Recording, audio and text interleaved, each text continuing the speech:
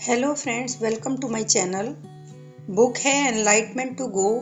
Writer हैं David Michie. ये इसका 10th एपिसोड है। इसमें हम बात करेंगे डिलीजन्स की।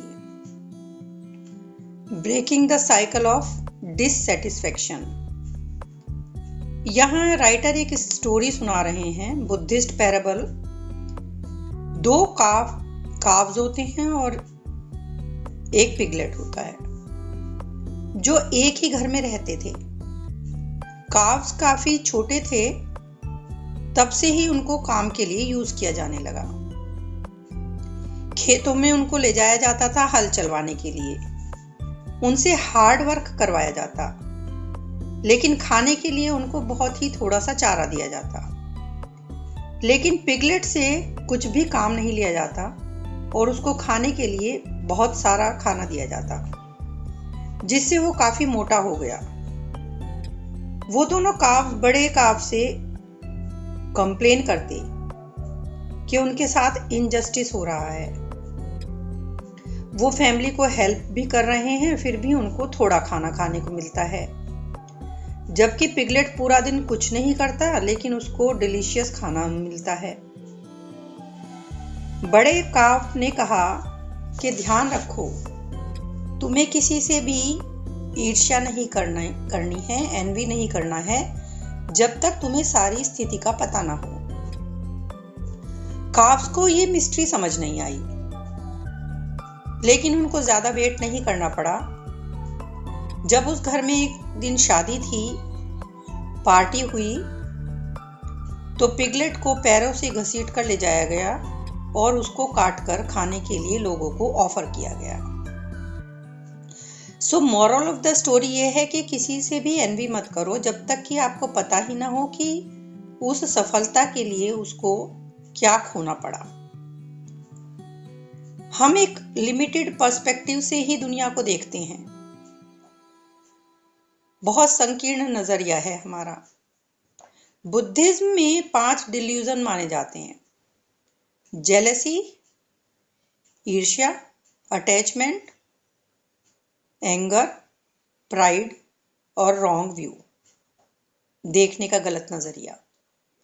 यदि हम इन डिल्यूजन्स के साइकिल को, चक्र को तोड़ने में कामयाब होते हैं जो हमें बांधे रखते हैं, तो हम अपने माइंड को कल्टीवेट करके एनलाइटमेंट की तरफ बढ़ सकते हैं।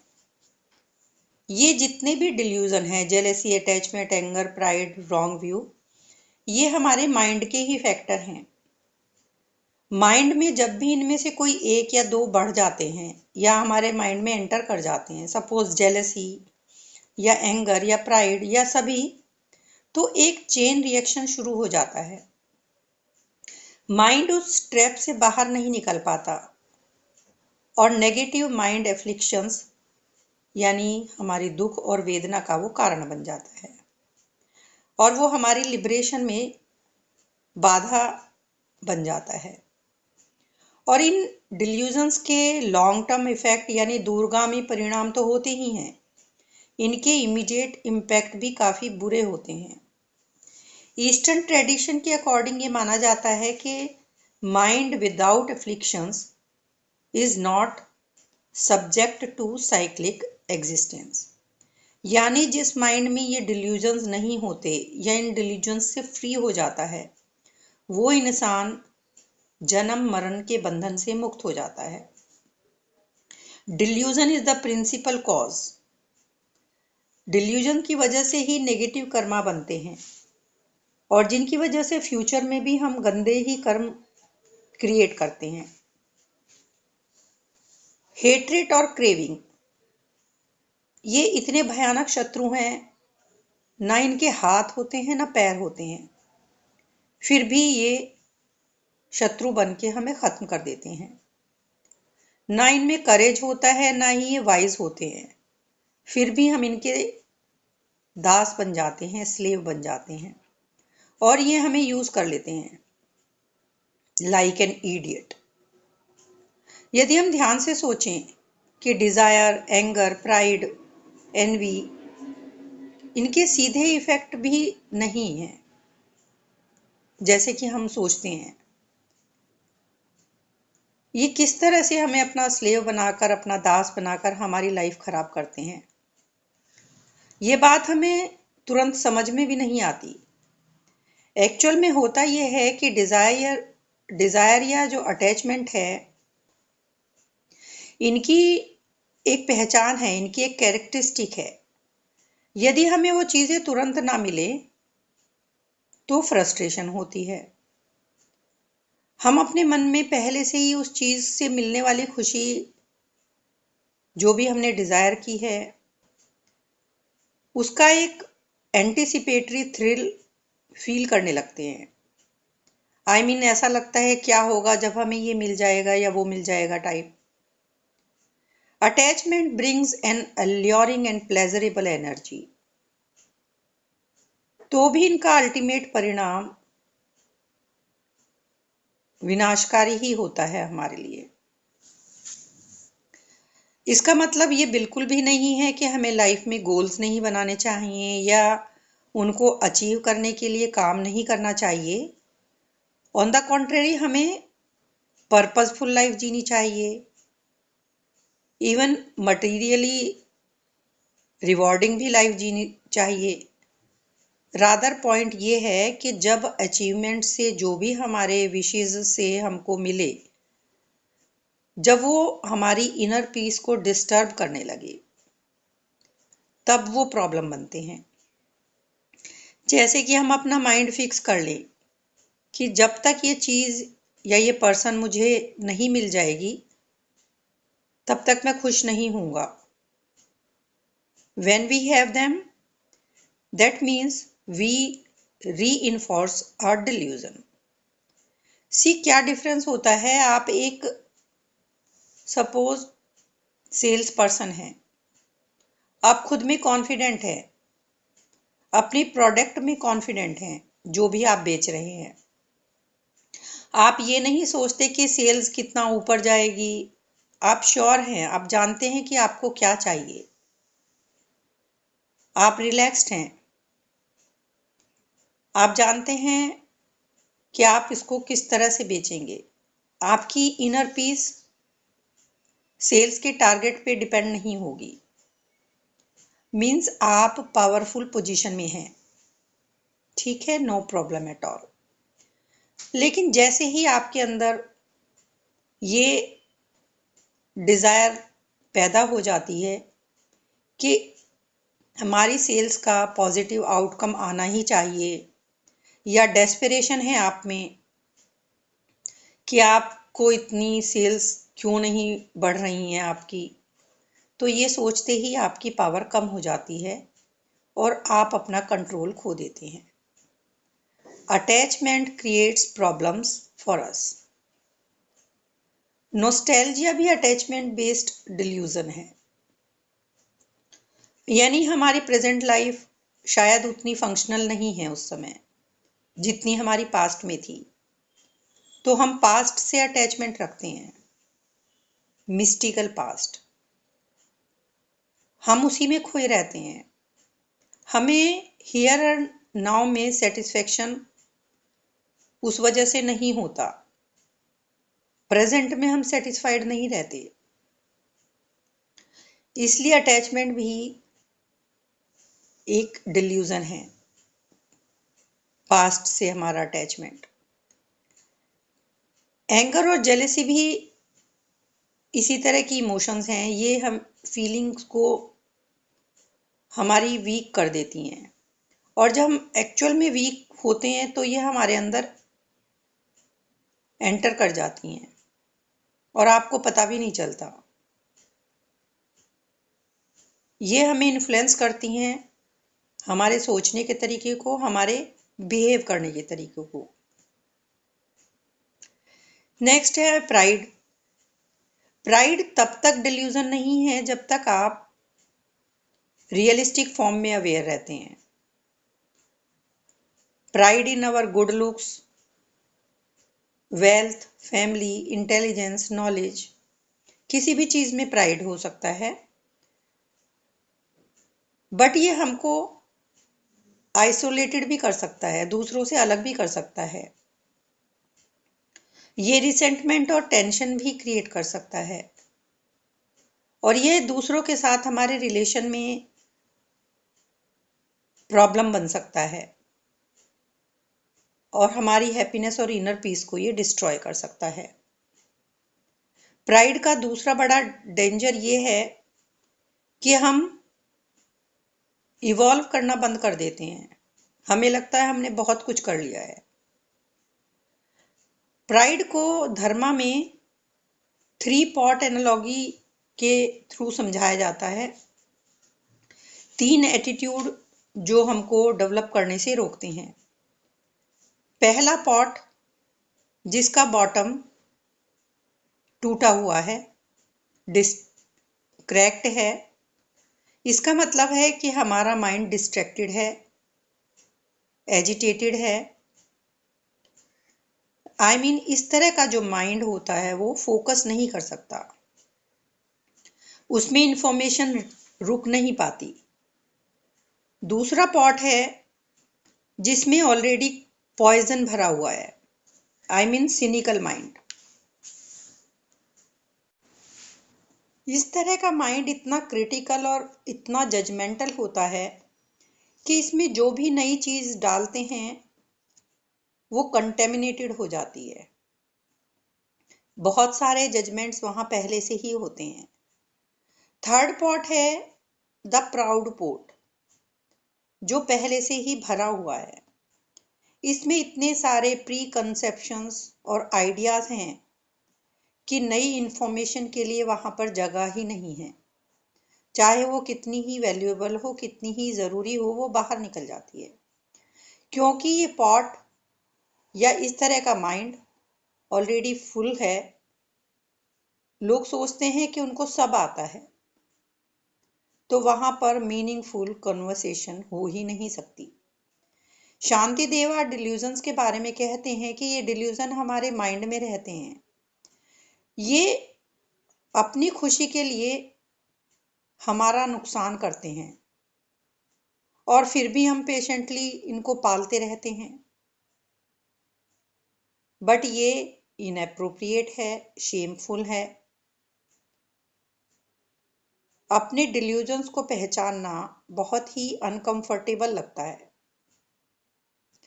उनको पहचान कर ये समझ पाना कि ये फीलिंग या थॉट्स हमें किस तरह से प्रभावित कर रहे हैं, इसमें हमें बहुत साल लग जाते हैं। और इन पे काम करना, इनको समझ के इनसे छुटकारा पाना तो और भी मुश्किल है। हमारा जो साइकोलॉजिकल पैटर्न है वो इतना ऑब्वियस हो जाता है कि हमारे रिस्पॉन्सेस एकदम आते हैं। इनको बदलना बहुत मुश्किल लगता है, लेकिन जब हमें इनका पता चल जाएगा और हम में इंसाइट आ जाएगी तो उसके परिणाम बहुत ही प्रोफाउंड होंगे। दूसरों के डिल्यूजन तो हमें एकदम दिख जाते हैं, लेकिन जब हमारी अपनी बारी आती है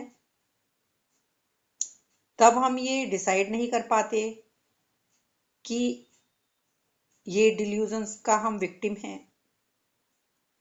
बिना क्लैरिटी और अंडरस्टैंडिंग के ये बिल्कुल नामुमकिन है। ये डिल्यूजन हमारी थिंकिंग में इतनी डीपली इनग्रेन्ड होते हैं कि हमारी अंडरस्टैंडिंग से दूर नहीं होते और ये हम में वापस आते रहते हैं और हमारे अंदर अनहैप्पीनेस क्रिएट करते रहते हैं।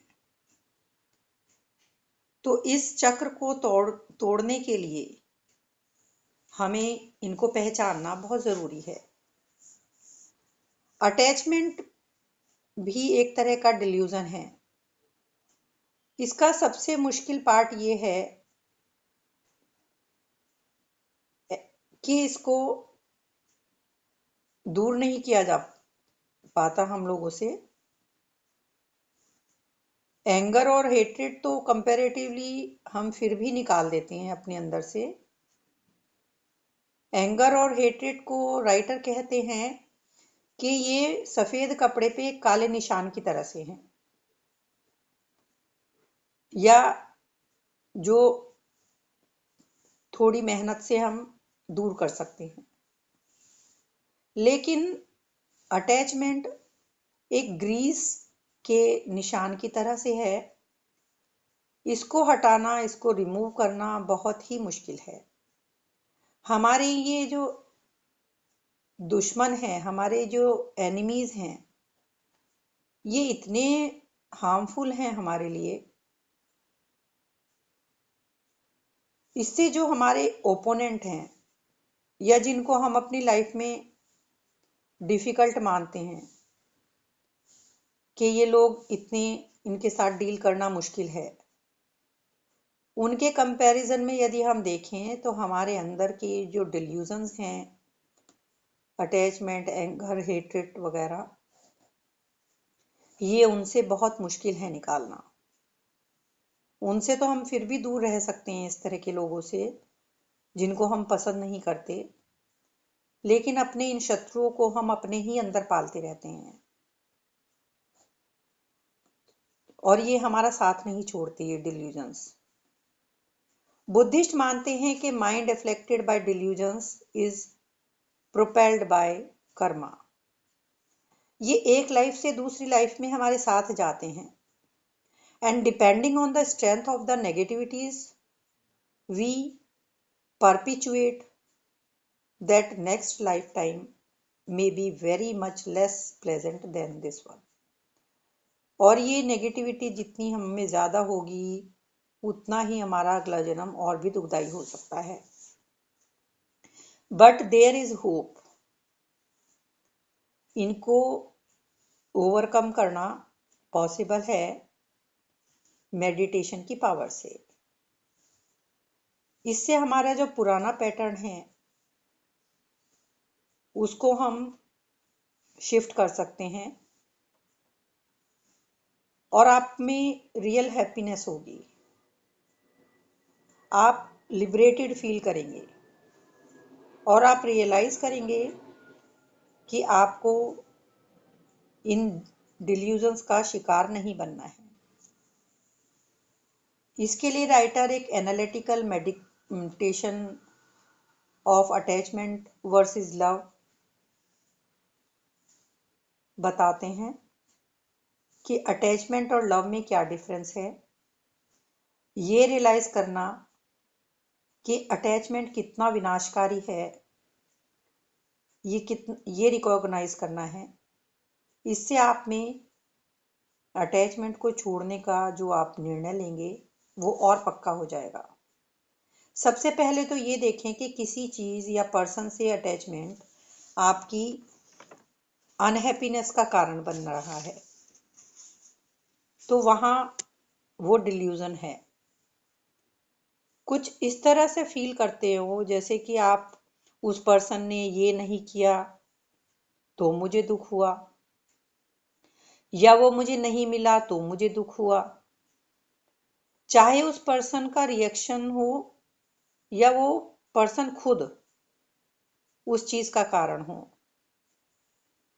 उसको हम बोलेंगे attachment. Reflect on the negative emotions created by the thoughts. आप ये सोचते हैं या ये मानते हैं जो आपको पसंद है, जो आपको पता है, वो सबको पता है। सो आपका जो पर्सपेक्टिव है वो अनबैलेंस्ड और इनएक्यूरेट हो जाता है और आप दुखी हो जाते हैं। सो अटैचमेंट जो है वो सफरिंग का कारण बनता है। सो अपने अंदर स्ट्रॉन्ग डिटर्मिनेशन डेवलप कीजिए उन विचारों को छोड़ने की जो अटैचमेंट बेस्ड है। लेकिन लव में अंतर होता है। लव वो चीज होती है कि जो आप चाहते हैं कि किसी पर्सन को आप दिल से करते हैं ताकि उसको खुशी मिले। जब आप किसी को इतनी खुशी देने के लिए लव करते हैं तो फीलिंग अटैचमेंट से अलग होती है। आप कोशिश कीजिए इसको पहचानने की कि लव और अटैचमेंट में यही अंतर होता है। Recognize that love, the wish to give happiness to others, is a true cause of happiness. So love देता है हमें happiness और attachment देता है unhappiness. Develop a strong determination to practice love more often. तो लव की practice कीजिए, hold on to this conviction single pointedly. Next episode में मैं आपको बताऊंगी कि स्पिरिचुअल प्रोसेस क्या है, उसके क्या नियम हैं।